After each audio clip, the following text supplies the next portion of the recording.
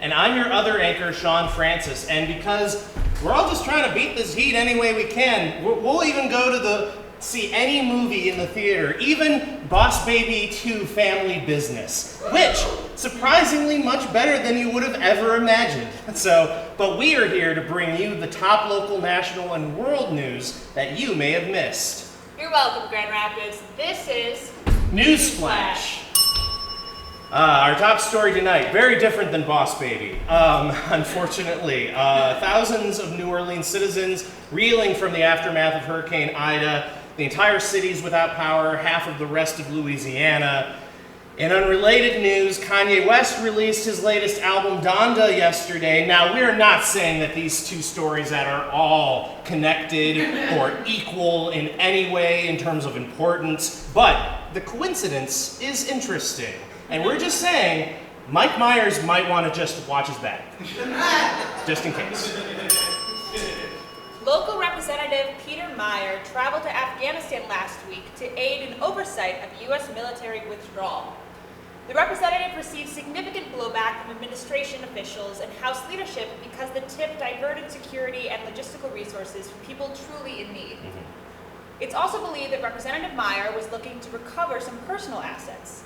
The military left behind billions of dollars in equipment during the pullout, including Humvees and Black Hawk helicopters. When questioned, Meyer replied, "I mostly wanted to make sure people return those vehicles back to the corral so Afghani people didn't get their car doors dinged. We can't afford to hire a full-time Humvee wrangler." Okay? In other news, Meyer customers began noticing a replacement for Sandy, the mechanical horse. Wyoming and Ionia public schools dismissed classes early last week due to the excessive heat, a rare event for Michigan schools, and a handful of students claiming to have actually caused the heat wave themselves by flipping the tradition for wishing for snow days. So they cut their pajama pants into jorts and wear them inside out. They flushed Bic lighters down the toilet instead of ice. And then rather than sleep with a spoon under their pillow, they just prayed to Ra, the sun god. Only 5 days after announcing it would ban adult content, OnlyFans reversed their decision. Don't worry, this is the last time their executives will be inviting their parents for the weekend, so it shouldn't happen again. Workers at Nabisco factories are striking after losing benefits and jobs while executives double stuff their pockets with soaring profits. Notably, even actor Danny DeVito has been vocal on Twitter, urging everyone not to cross the biscuit line and boycott all Nabisco products until a new union contract is signed, suggesting that people maybe just switch to eating homemade rum ham. In that spirit, the NewsFlash team has brainstormed some alternatives for your convenience. Instead of Teddy Grahams, try some Bear Squares. Ooh. Have a Wheat Thins craving? Eat some Slender Hay instead. Cheese nips are out and cheddar pasties are in. Yes, other options, you've got Chips Oy Vey, Butternutters, Day-Old Peppertines, Limps in a Biscuit, Date Galileos, I think is the next, do we have another slide there? Oh yeah, oh, okay, no, sorry. We don't get to see an image for Date Galileos. This is just a hot tip though. Make your own Nilla wafers by stealing communion wafers from your local parish and just dab them with a bottle of vanilla extract. It's sweet, sacrilegious, and definitely doesn't cross the picket line. With the looming withdrawal of coalition forces from Afghanistan to be complete tomorrow, the Taliban's leader is preparing to announce members of its cabinet. Cabinet positions that remain to be filled are Minister of Executions and Beheadings, Secretary of Misogynistic Acts, and the coveted Oracle of Unteaching Women so the education doesn't corrupt their eternal souls. Betsy DeVos is already applying for that one. Delta Airlines will be soon charging $200 a month extra for employees on their company health plan, citing costs, said one unvaccinated employee. It's as simple as this. I started working for Delta to get Delta. All right? The people at Corona didn't have a problem with it. A recent poll of 2,000 hockey fans in the US and Canada found that local Detroit mascot, Al the Octopus, as the second most obnoxious mascot in the NHL. So we did it. All right.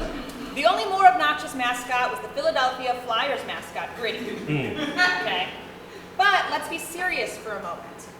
Even if Al were found to be the least offensive of all 32 teams' mascots, that's kind of like being the most honest member of Congress, or the tallest of the 7 dwarfs, or the least known NewsFlash anchor. With news of newfound honor, some political groups are seeing Al as their new co-opted unofficial meme scout. So far, the highest bidder has been the Uber separationalists. They're all on board. There he goes.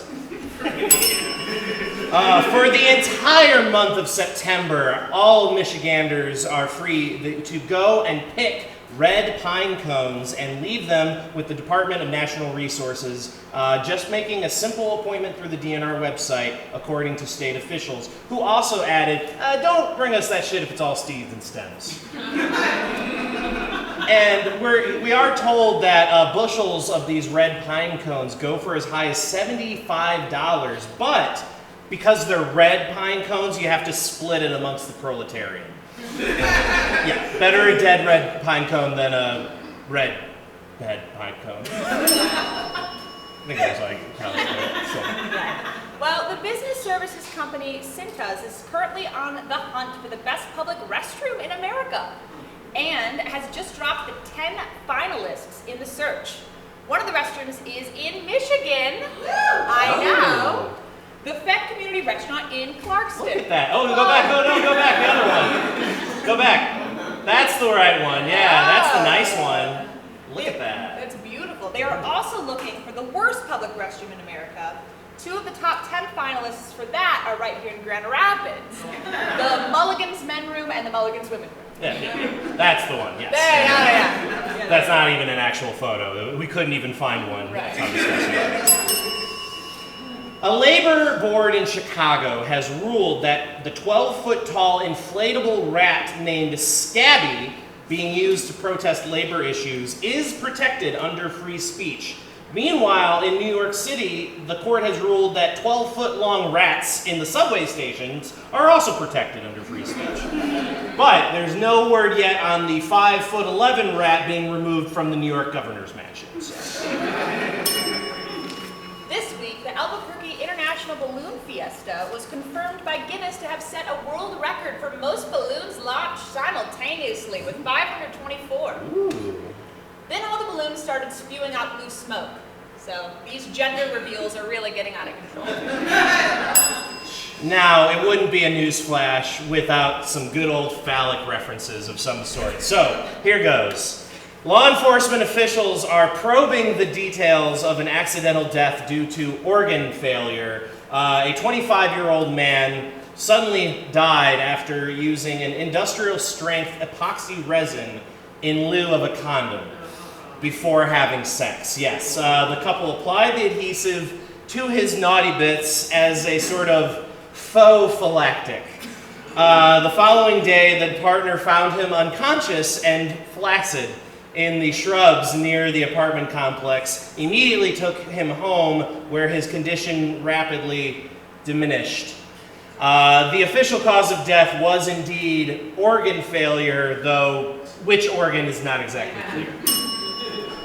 In response to the rise of cyber attacks across the world, President Biden will be meeting with various high-profile companies like Google, Microsoft, and Apple to discuss long-term prevention solutions. Biden has suggested to the companies to set stronger passwords, like strings of numbers, such as 1, 2, 3, 4, or sprinkling some flour across the floors of several rooms so they'll know if an intruder has been there. Could be good. Or just try stringing some tin cans to the door of their servers. Biden currently has no plans to meet with Facebook about an action plan since they're giving away any private information already. Yeah, there you go. Solve that problem. Last Friday, this past Friday, was Muskegon Muskrat Day. Yes, launched in 2019, the day uses a taxidermied muskrat to predict if we get 8 more weeks of summer. Yes, if Fierce Frank the muskrat sees his shadow, there you go, 8 more weeks. Dana Precious began this day to put Muskegon on the map, but the committee had no response when asked if this was just a low effort to attempt to duplicate the success of Groundhog Day and Puxatawny Phil. No relation, obviously. But not to be outdone, several other West Michigan communities have initiated their own copycat versions of Groundhog Day and Muskrat Day. So here are some of our favorites. First off, you've got Holland's new Herfstkristen Day. As we all know, a Herfstkristen is an autumn chrysanthemum. The Holland Chamber figures they've got spring flower festivals in the bag, so it's time to branch out. If the Herfstkristen is in the shade, there's 6 more weeks of pumpkin spice, everything. But no shade, then we're all given a reprieve from the pumpkin invasion. Number 2, Battle Creek's very own Firekeepers Gefilte Fish Day. The casino tosses gefilte fish into the air. If it lands flat, you get to play nickel slots while all those Christians are drinking nog and opening presents. That's nice. If it lands on end, they get to play nickel slots while all those Christians are opening presents and drinking nog. So either way, pretty much the same. Win-win. Yeah. Grand Rapids got its own pothole possum. Yes, if Penelope the possum is able to stretch a plasticine pothole putty over the plethora of prevalent potholes, all the way, 6 more weeks of construction. If the possum eats the putty, then all bets are off and we have to call animal control. Governor Whitmer revealed her $2 billion spending plan for boosting businesses last week, with many programs connecting workers to industries, like offering work experience to those earning their GEDs and re-entering society after incarceration. All the proposals listed only add up to about $1 billion in total. The remaining money is speculated to be spent thusly. Number 1, adding a 6th Great Lake, Lake Indiana, making the acronym HOMIES. Yeah, just get rid of Ohio. Yeah, no one needs that. Yeah. Number 2, bring back the gathering of the Juggalos to Michigan. Yeah, whoop whoop. Back. Yes, then number 3, get Kid Rock and Ted Nugent to move to any other state. Yep. Number 4, giving a tax break to anybody who decides to not start their own brewery. Number 5, buying the very last bottle of bomb pop flavored Faygo. Juggalo's coming up like money with this plan. Number 6, a Jets pizza party for all 100% vaccinated businesses. But none for that lady in Holland. Yes. No. Yeah. Number 7, you get a chest tattoo of the state motto on every representative. Yep, there it is. Nice. I think he's been working out, apparently. And then number 8, installing roundabouts at the Secretary of State to bring wait times down from 7 hours to 6 hours and 45 minutes. Number 9, a second Mackinac Bridge. I just think that's the second one. And number 10, finally, a new sexy costume for Al the Octopus. All right, Al. Oh, yeah. And then the remaining $20.37 from this budget is for fixing the roads and a good luck pat on the back for the people of Flint. Yeah. That's all we got. Sorry. We ran out. We had to buy that bottle of Faygo. Newsflash!